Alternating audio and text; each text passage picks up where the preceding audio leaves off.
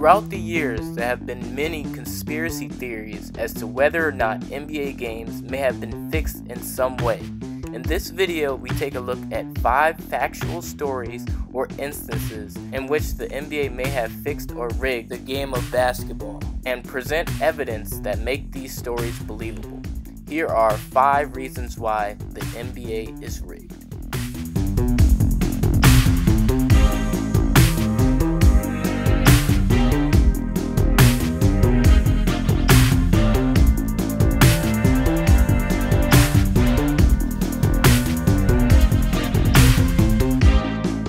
Number 1. Tim Donaghy.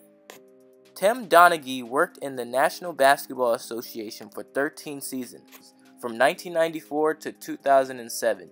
During his career in the NBA, Donaghy officiated 772 regular season games and 20 playoff games. Donaghy resigned from the league in 2007 for reports of an investigation by the FBI for allegations that he bet on games that he officiated during his last 2 seasons, and he made calls affecting the point spread of these games. A friend of mine was looking at the lines in the NBA games, and he just asked me to help him pick some winners. And I remember I was looking at the master schedule of referees that night, and I knew who was refereeing certain games, and I picked some games for him. And the games did very well, and he called me the next day, and we just had a frank conversation. I knew a certain line was way off, or so I passed that information along to my buddy, and he was kind of shocked that I could predict the outcome of a game. Because of my contract with the NBA, I wasn't allowed to place a bet of any kind, so he would contact the bookies and put everything under his name for both of us. It got to the point where we were gambling probably 3 or 4 games a week in the NBA. What I didn't realize is my good friend was passing this information along to people that were associated with organized crime. And they were basically betting an enormous amount of money based on the information that I was giving him. The NBA with a credibility problem. Its name is Tim Donaghy. Word of this investigation of Tim Donaghy spread on Friday. Many started looking into those games he officiated. And the spreads, did he affect the Suns-Spurs playoff game? How did the Knicks go to the foul line so many times in that game against the Bulls? With the outcome today in court, we felt that the judge rendered a sentence that was fair and reasonable, and in our view was a victory for the truth.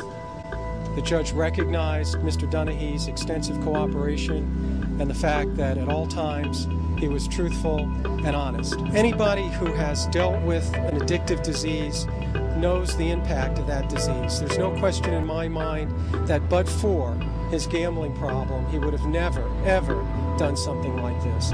On August 15, 2007, Donaghy pleaded guilty to 2 federal charges related to the investigation. Despite the labor agreement for referees, which restricted them from participating in all forms of gambling, it has been believed that even more of the NBA's officials have made bets in casinos, not with sports books. These are facts that were revealed. The NBA games were rigged by Tim Donaghy himself.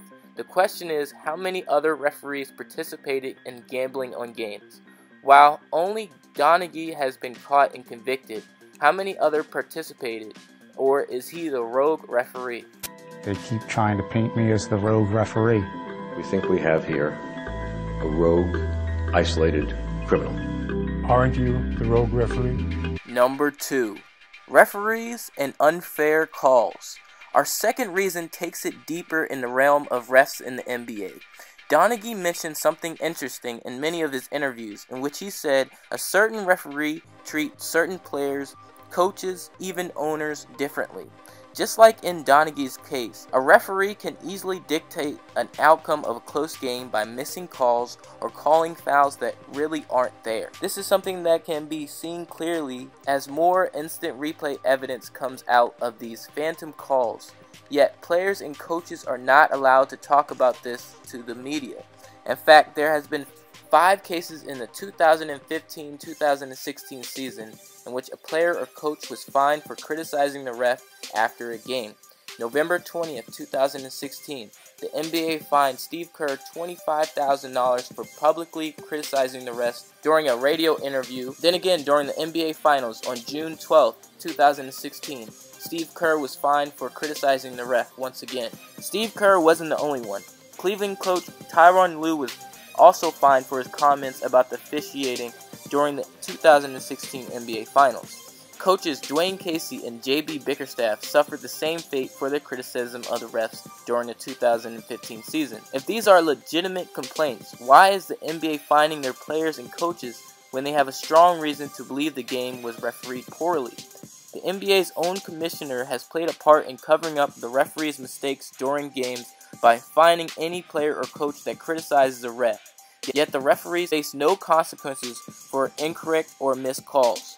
Until referees are held accountable for poorly officiated games or have a system in which the calls of referees can be governed, the referees will always have a huge control over how an NBA game is decided. And if it is found that more referees took part in gambling, then this could be a huge contributor to the corruption of the NBA. Battle shorthanded tonight. I'm tired of this. I'm tired of losing games because of missed calls at the end of the game. And I know the league is going to come down on me, but I don't care. These guys have fought their hearts out, played their hearts out, and at the end of the game, we get cracked, apology, and we go home, go back to Canada. And it's happened too many. I've been in this league 18 years, and I've never seen as many missed calls at the end of the game to cost us the game. And and we got great officials in this league. We have good officials, and too good to miss calls and shortchange these young men like that. And it's not right. Number 3. Extending playoff series for money. Our number 3 reason takes officiating in the NBA to a whole different level. While gambling has been a clear problem, a more cloudy theory has been seen in extending NBA series for money, or for big market teams. There have been multiple instances found in NBA history in which the NBA would extend an NBA series with calls that directly affected the game. Had these games ended in a 5-game or 6-game series, the NBA would make nowhere near the amount of money of ad revenue had the game went 7 games. Let's look at the examples. In the Lakers vs. Blazers Western Conference Playoff Series in 2000, with the series tied at 3 wins apiece, the Trailblazers were leading the host Lakers 73-58. Early in the fourth quarter, the Lakers then outscored the Blazers 31-11 in the last 11 minutes, and the Blazers lost 89-85. The Trailblazers took 16 free throw attempts, and the Lakers took 37. The Trailblazers' top defensive players, Sabonis and Scottie Pippen, both fouled out during this game. This happened once again in the 2002 series, with the Western Conference Finals between the Los Angeles Lakers and the Sacramento Kings. The Lakers were once again down in the fourth quarter and ended up taking 15 more free throws attempts than the Kings in the fourth quarter. Both Scott Pollard and Vlade Divac both fouled out on plays where they did not even touch a Laker player. But it hasn't been just the Lakers as a benefactor for these series extending calls. During the Miami Heat and Dallas Mavericks series in 2006, Dwayne Wade was a spokesperson for Converse, Gatorade, T-Mobile, and Lincoln Cars. Jersey was in top 3 in sales, was a huge benefactor in this series.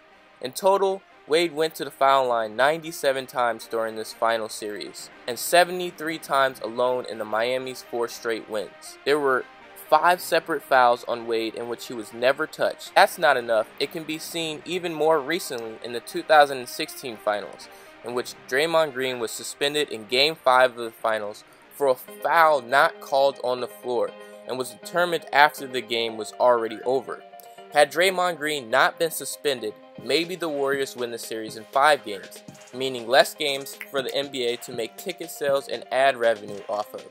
Taking this information combined with what I mentioned earlier with Tim Donaghy and poorly officiated games, it can be seen that NBA games can really be easily manipulated by poor calls. While this theory of extending playoff series for money has yet to be truly seen as factual, this can be seen as a problem that the NBA has had for years and can be seen clearly when very few small market teams have ever won an NBA championship.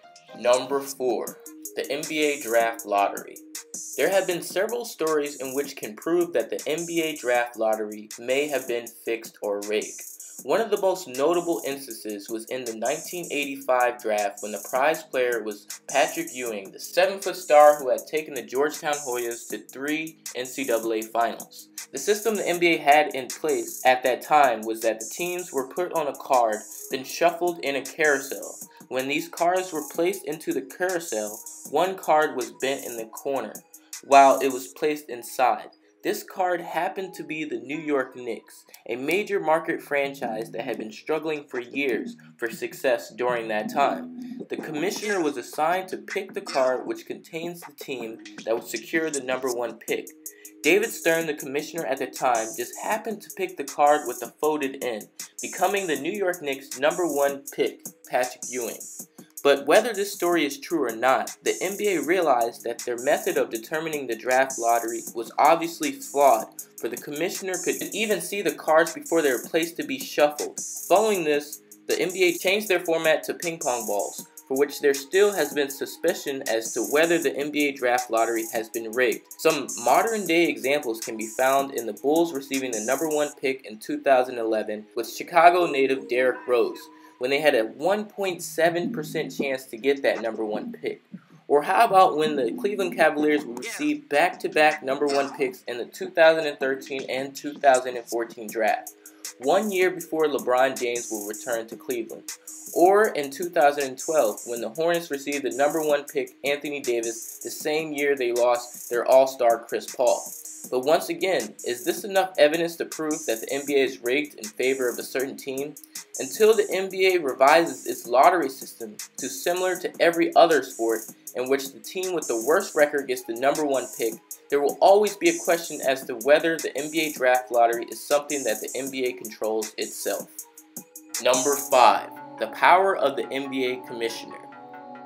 In no other league is the power of the commissioner any stronger than in the NBA. Each commissioner has the power to discipline professional athletes for a wide variety of activities, both on and off the field, under the grant of authority by the league constitution and bylaws, that the commissioner can relegate any conduct that he believes to be detrimental to the league and the integrity of the league. A collective bargaining agreement, CBA, offers professional athletes an opportunity to impose checks on the commissioner's powers, such as rules change restrictions. Even with this, there are few guidelines for the commissioner to follow, as the CBA imposes no notice or consent requirements to rule changes. A good example of this overuse of power by David Stern occurred in 2006, when Stern introduced a new type of basketball to the game, without consulting the National Basketball Players Association. The NBPA filed an unfair labor practice charge claim, claiming that the ball adversely affected working conditions. The new basketball was abandoned halfway through the season. Stern also established a no-tolerance rule in 2006, allowing referees to assign technical fouls on players for complaining about officiating, and again in the 2010-2011 season, which allows referees to call technical fouls on players for any body language to question or demonstrate displeasure. This includes running up to the referee to complain, an excessive inquiries about a call, even in a civilized tone. This new guidelines threaten to drive emotion out of the game of basketball, even if those emotions generally seen as a positive one. He has given these referees these powers, even with all the evidence we mentioned earlier as to how corrupt NBA officials can be. David Stern's expanded guidelines goes beyond the basketball court, installing a wide range of rules governing the players, coaches, and team officials, restricting these individuals as to what they can say, wear, or do. While this push was spurred by the perceived image problems facing the league, especially since the 2004 fight between the players and fans at the Palace at Auburn Hills, there is something to be said as to how the commissioner is allowed to completely control its players' life on the court as well as off of it. While the NBA does have a CBA to protect its players, it seems that many times the commissioner can make decisions and the CBA does not react until after the change is made, or none at all. These are 5 clear ways that prove that the NBA has been rigged or fixed in some way. Whether or not you believe all these stories to be true or not, the game has undoubtedly been manipulated in some way for many years now. But many people still love the game of basketball, As more evidence comes to light, the NBA must learn to create guidelines to prevent these type of manipulation to the game of basketball in the future. And those are 5 reasons why the NBA is rigged. How else do you think the NBA is rigged besides the reasons mentioned? Leave it in the comment section below, but until then, it's been your boy, Johnny Walker LA, and I'm out. Bye.